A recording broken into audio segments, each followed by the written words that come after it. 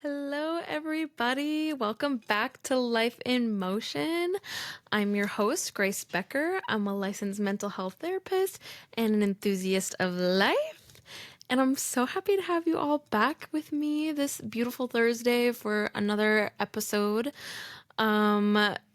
So my editor is currently out and I had to put on my big girl pants and I had to do this one all on my lonesome, edit it all on my lonesome. And this just reminds me of why I'm so thankful for my editor, because I have been struggling this episode. I recorded it once already and my feedback did not come good. So I had to do it again. But, take two. Take two. It's all good. Better than ever. We're coming back better and stronger than ever. But I have with me, if you can hear it, but for those who can see it, I have my humongous girl dinner wine glass. It's like huge. Look, it's like the size of my hand. No comment. No comment. Nobody comment in the club. But yeah, and in this wine glass, I have kombucha, however you pronounce it. I wanted to try something a little different. I normally get the Synergy kombucha. I love that mango one or the guava goddess. Ooh, I love those. But I got the Health Aid this time. I got two different flavors. This one is the Pink Lady kombucha. Not my fave. I don't love it, but it's okay. And another one that I did get that I absolutely love is their blueberry and pomegranate one. Oh, I might have to get that one again. But let me take a quick sip.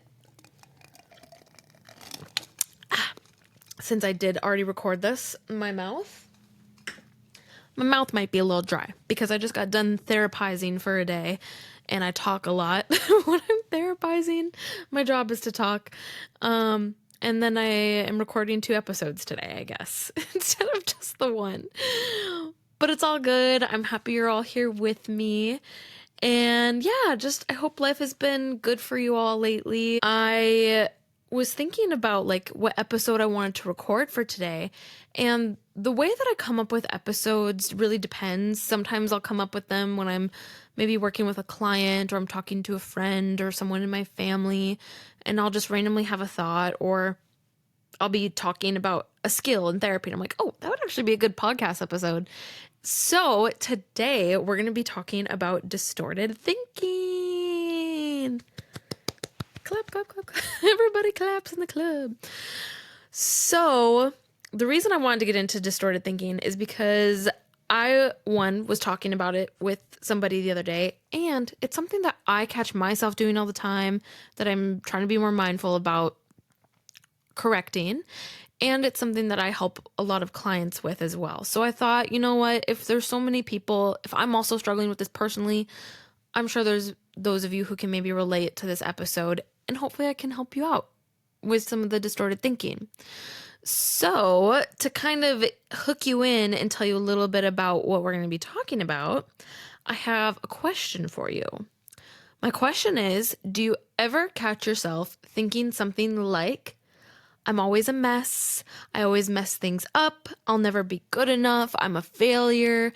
If it's not perfect, then it's a complete fail. Do you ever do that? Sometimes I do too. And I'm the queen of overthinking.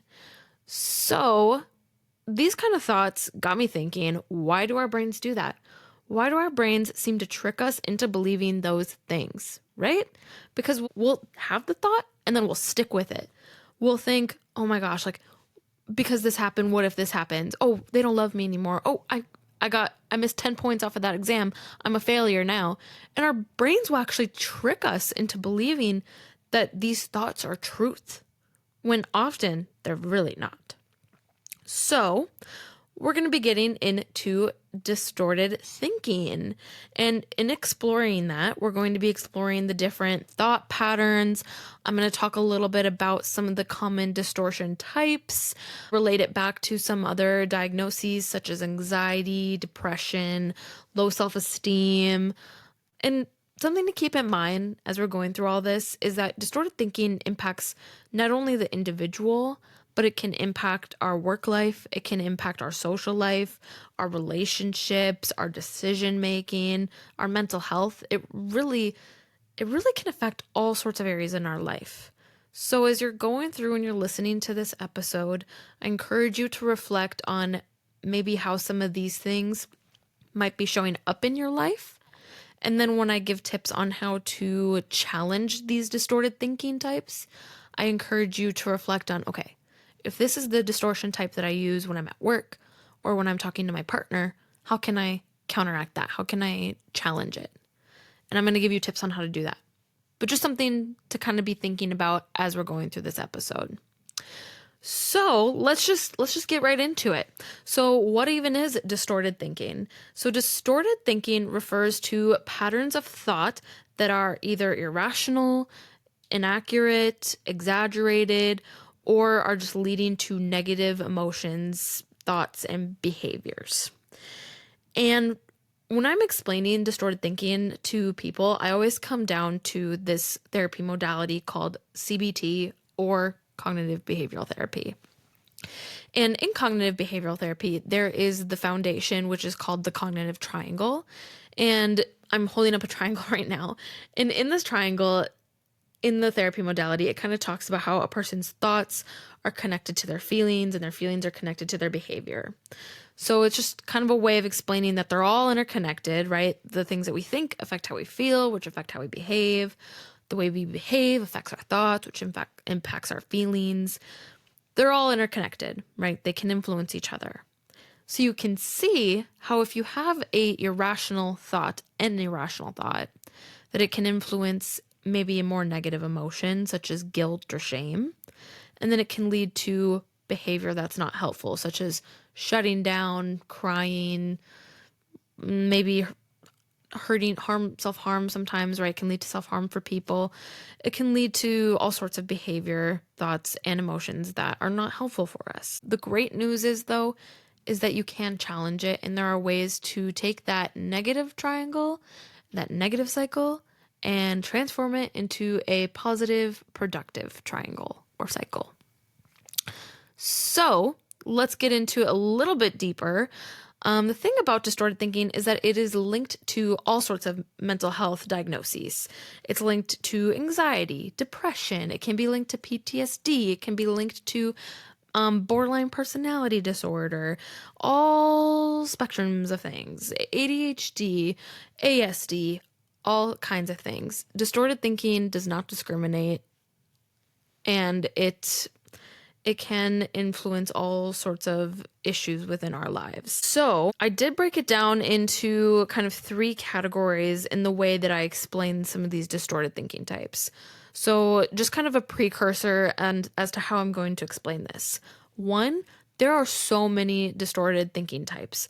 The ones that I list in today's episode is not the full extent of all sorts of types that there are. There are so many. The other thing that how I'm going to explain it, I'm going to explain it comorbidly with diagnoses. So example, I'm going to explain different distorted thinking types and how that might show up in a person with anxiety, or how different distorted thinking types might show up in a person with depression or with self-esteem issues. However, just because I explain it within that diagnosis doesn't mean that it's not transferable with other diagnoses, if that makes sense. So just a quick example, I'm going to be talking about a type called catastrophizing, and I'm going to talk about it in a sense of anxiety. However, it can also happen within a person who also experiences depression, if that makes sense. So it's not just a one size fits all. These can go with any sort of thing. So knowing that, let's dive into anxiety and distorted thinking. So first off, anxiety often arises when we believe that things are far worse than they really are. I often tell clients that we perceive things as a much larger threat in our brains and in our minds than they are in reality. And that is a major contributor to these distorted thinking types, right? And here are a few ways that it shows up. So one distorted thinking type is one called catastrophizing. This is your homegirl's go-to. This is for the overthinkers in the room. Catastrophizing is when a person imagines the worst possible outcome in every situation. So an example of catastrophizing would look like this. So let's say that there is a presentation a person has to give for a work conference. And they get in their head that if I mess this up, I'm going to lose my job. I'm going to ruin my career. All my peers are going to hate me or disrespect me. Kind of just leading to all these irrational, negative thoughts that aren't true, right? And this kind of thinking often heightens that feeling of anxiety because you're consistently anticipating the worst possible scenario, even in low risk situations or low stake situations. Another distortion type is overgeneralization. So this is when a single negative event makes you believe that it will always happen. So, for instance, if you fail a test, you might overgeneralize. We essentially say, just because I failed the test this one time, I'm always going to fail every test. Or maybe you got into a fender bender, whatever those like car accidents are called when you bump into a person in front of you. You may get into one just once, but overgeneralization is when a person takes it and runs with it. And they're like, every time I get into my car, I'm always at risk for this. Like, I'm always going to hit somebody every time I drive. When in reality, that's most likely never going to happen. Another way that this shows up is with a distorted thinking type called mental filtering. And this is when we only focus on the negative aspects of a situation, when we trap ourselves in this negative cycle of anxiety. So, and how this might show up is, say we get a performance review for our job, right? And they give us 90% of like, hell yeah, you're kicking ass. And maybe 10% of you could do better in these areas. A person with mental filtering is not going to pay attention to the 90% of their job and areas that they're kicking ass. They're going to focus on the 10% because the 10% is where they find that they are quote unquote failing or that they are failures. And so they hyperfixate on that and they filter out all the good stuff and they just focus on the negative stuff. So these are some examples of how this distorted thinking type can influence anxiety. Anxiety thrives on uncertainty, and distorted thinking fuels that uncertainty by making small challenges seem overwhelming. By fixating on these worst case scenarios and ignoring the facts, these thought patterns increase a person's stress levels and perpetuate the anxiety a person may feel.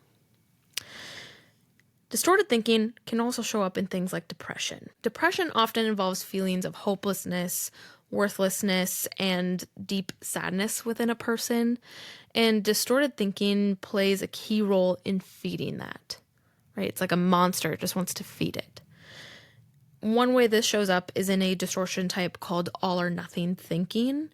And when a person engages in all or nothing thinking, they view things as either completely good or completely bad. There's never, or very little, is there ever an in-between of the good or bad.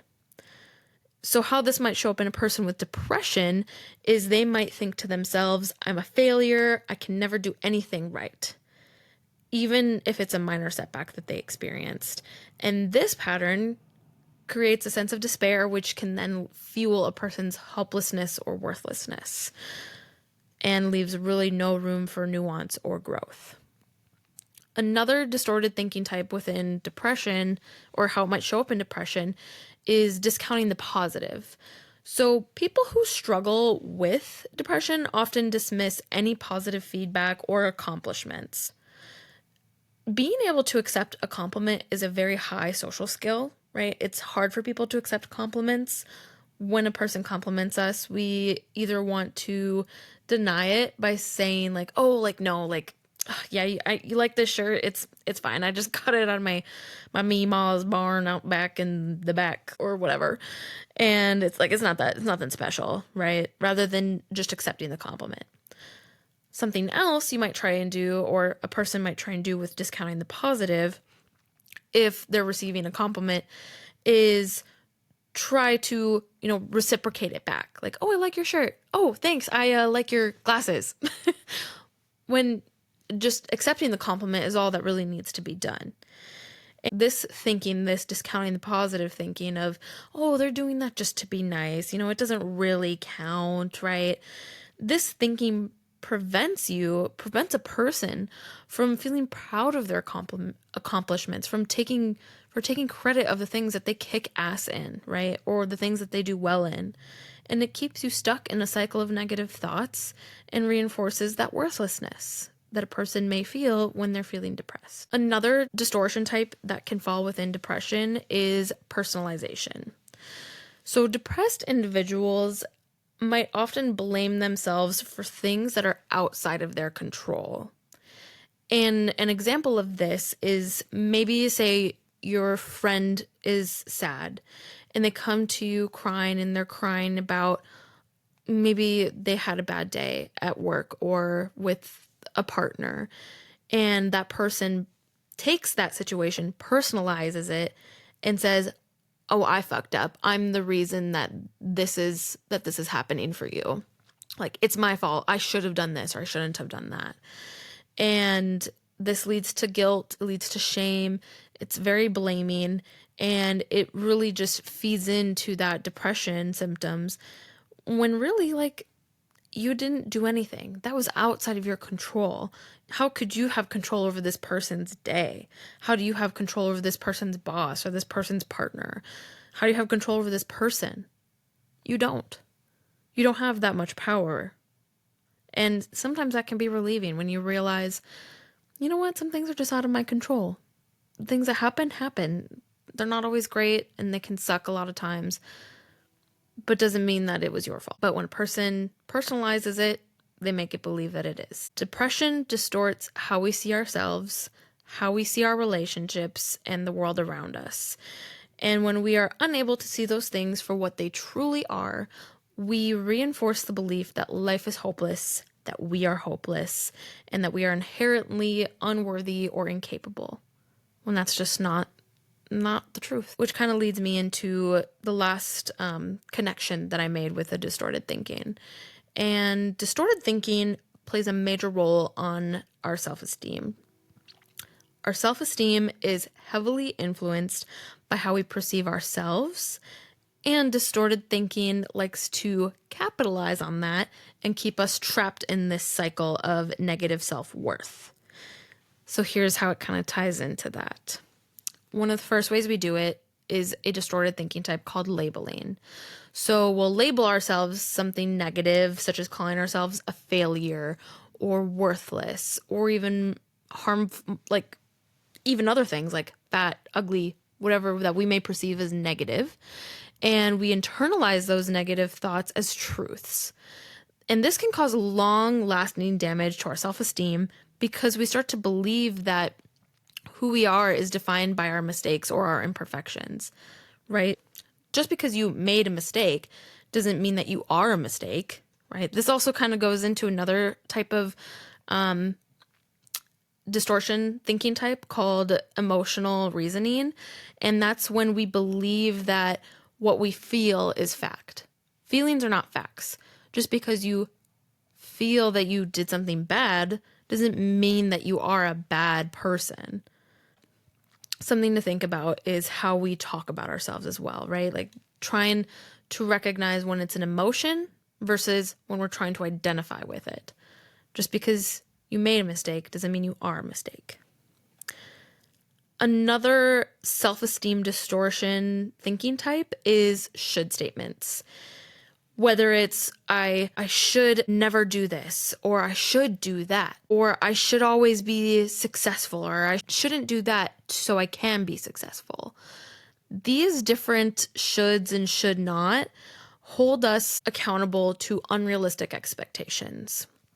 It puts us in a place where we are judging ourselves when we say we should or shouldn't do these things, and we are setting ourselves up for failure, inevitable failure, because we are human and we are not perfect, and we cannot possibly meet expectations that are unrealistic. So we have to recognize when we are setting unrealistic standards and try and make it a bit more realistic so that we aren't feeling that sense of failure, that sense of guilt or shame because we are unable to meet these impossible standards we set for ourselves. So these distorted thinking types lead us to this hypercritical sense of self, right? We get on ourselves and overlook the positive qualities we possess. Humans can be rather cool. We can be very awesome. And when we view ourselves through this negative lens, it's harder to build a healthy, balanced sense of self.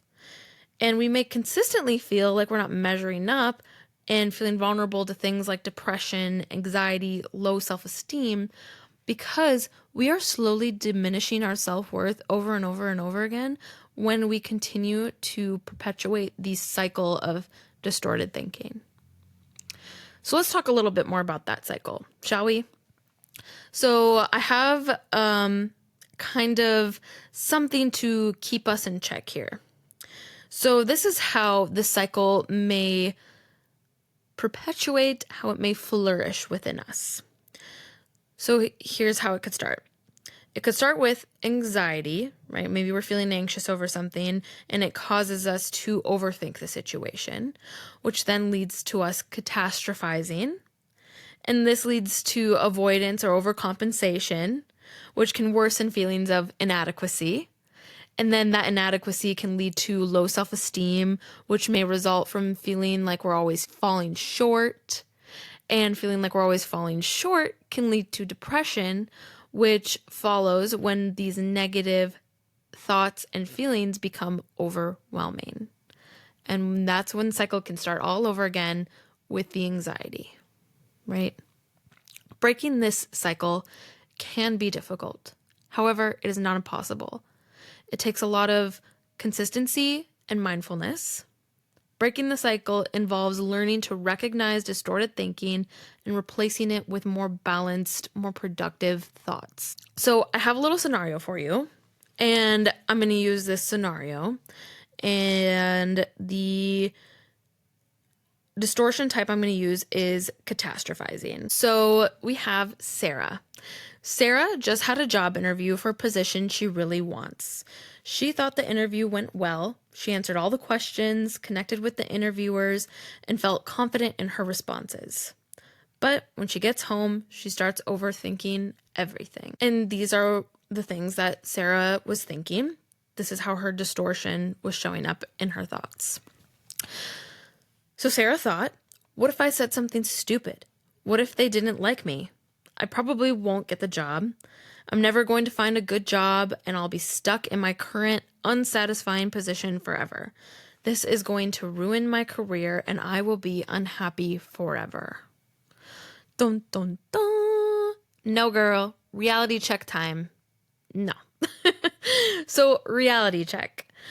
While Sarah may have made small mistakes during the interview, for example, maybe she misspoke when asked a question, or maybe she stumbled over a word or two, she can't know for certain how the interviewers perceived her, right? There's many factors that they may be considering, and one small mistake doesn't determine the outcome. In reality, she might have been a great fit, and they might call her, bringing her back for another interview, maybe even to give her the job. Or they might call her and tell her they decided to go another direction, right? But just because you made maybe one mistake doesn't mean that you are a failure. So in this scenario, Sarah was catastrophizing. She was making a situation much worse, perpetuating it, overthinking it. She was taking that and making the worst possible case scenario for herself, instead of recognizing the positive moments within her interview, right? And if she were to say not get the job, she could take that feedback and she could use it to improve herself later on. So now that we have this example, let's talk a little bit about how we can actually challenge these distorted thinking types. So how we can challenge it starts with first recognizing the pattern, right? So first we want to ask ourselves, okay, what distortion thinking type is going on here? For Sarah, it was catastrophizing, right? She was, making a situation worse by ruminating on it, fixating on it, and just going kind of down this rabbit hole of negative, irrational thoughts. So now that we know what was going on, we want to ask ourselves, okay, what are we thinking? What are we feeling? And what are we doing? And so Sarah was taking a situation, ruminating on it, and telling herself that she was a failure, that she is going to be unhappy forever, and that she's ruined her career. So then once you're able to recognize that, then you want to ask yourself some of the tough questions. Like, is this 100% true? What evidence do I have to support this? And am I catastrophizing, or am I thinking in extremes? So yes, she was catastrophizing. She was thinking in extremes. And she doesn't have any evidence to suggest that maybe the reason she did or didn't get the job is because maybe she made a mistake in an interview, right? I just made this scenario up. But those are some tough questions you want to ask yourself. Because when we're in this state of irrational thinking, we want to bring in rationale. That's why you want to ask yourself, okay, what evidence do I have to support this? What facts do I have to support this? Because it forces you to bring in logic when you're feeling highly emotional or highly irrational. So then, once you're able to do that, you want to bring in some cognitive reframing. And this is also an aspect of CBT. We want to replace the negative thoughts with more balanced, realistic ones. So for Sarah, instead of saying to herself or thinking, I failed, I made a mistake, and my life is ruined, my career is ruined, what she could tell herself is, you know what, like whether I made a mistake or I didn't, it doesn't define me. And I can take this as a lesson, as an opportunity to do better in the next interview. Right? Reframing that into a more productive thought. There's more that she can do with it. It's more productive for her versus being stuck in that negative cycle where she's just hyperfixating and worsening the situation, when in reality, it's really not that serious. So some practical tools that all of you can take with you and try to practice some of this for yourself is, one, journaling. Whether you want to get a cutesy little journal, some pens, or maybe you have an app on your phone or just the notes app in your phone, you can go in there and catch yourself going through that step, right? First step is recognizing the pattern. You can journal that out. Okay, boom, I was catastrophizing. Boom, I was labeling. Boom, I was in all or nothing thinking. Write it out. Write out, okay, what were you doing? Like, what was the distortion thought? And then rewrite it. So from I am a failure to I made a mistake. Or from, oh, everything is horrible, or that was just luck, or it doesn't count, to no, I kicked ass in this and this was great. Right? Just trying to challenge those thoughts by asking yourself, what evidence do you have to support this? Is this 100% true? Am I maybe exaggerating or going into a distortion thinking type? So that's one way you could use it, is by journaling. Another technique is called thought stopping. And this is when you interrupt a negative thought and replace it with a positive affirmation. So sometimes when I'm working with clients, if I hear them say something bad about themselves, and this most often happens with when they say should. If they say, oh, I should have done that, or I shouldn't have done this, I'll be like, oh, that's a judgment. Like, okay, how are we correcting that, right? Or, oh, you're judging yourself. What's a positive affirmation you can say?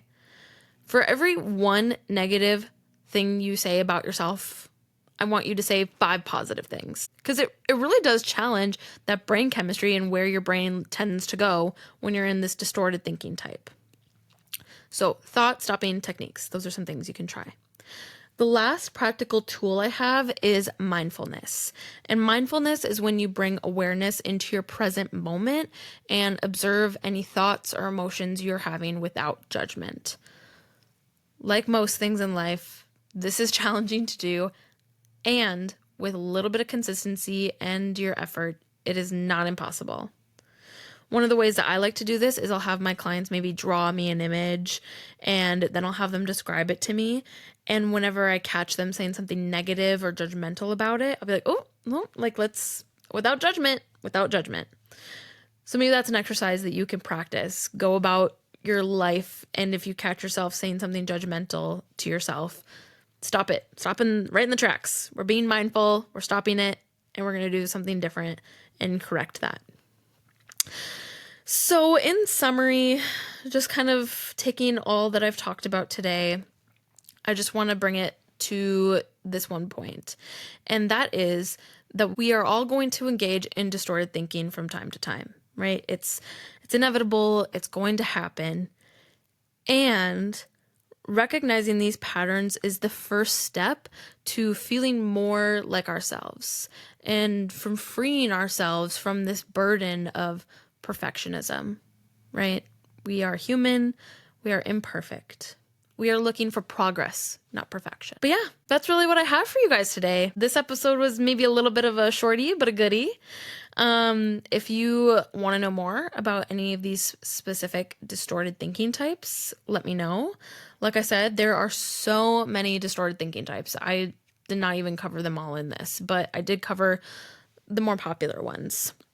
But yeah, if you liked what you heard today, please leave a review, leave 5 stars, leave a comment, share with your friends, your family, with that negative Nelly that you know, have them challenge their negative thoughts.